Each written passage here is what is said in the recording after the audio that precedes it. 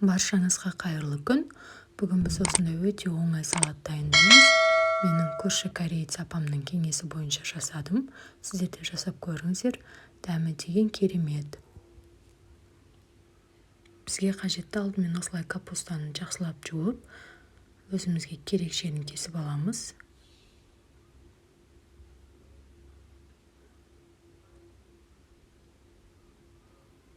Тура осылай видеодағыдай тураңыздар, төрт бұрышты етіп.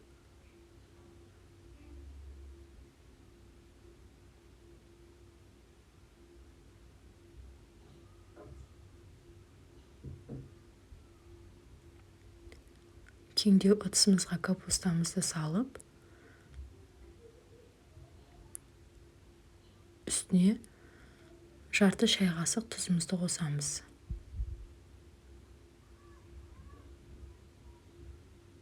Осылай қолымызбен жақсылап мыжып, араларын ашып аламыз.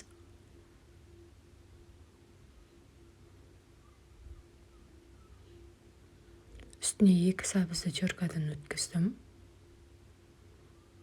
1 огурцы, болгар бұрышы,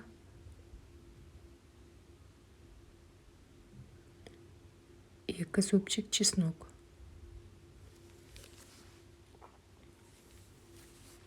Және менде кориандр, паприка, қант және тұз. Барлығы 1 шай қасықтан тұз ғана жарты шай қасық қостым. Өйткені басында капустаға қосқам. Және де осылай тұшытылған майымызды құямыз, ыстықтай етіп. 1 шай қасық толтырмай уксус. Уксусым менің 70%. Жақсылап араластырып шығамыз.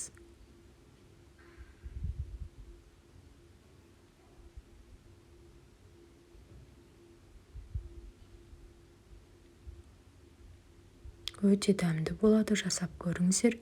Видеоны ұнаса лайк басып, комментарий қалдыруды ұмытпаңыз.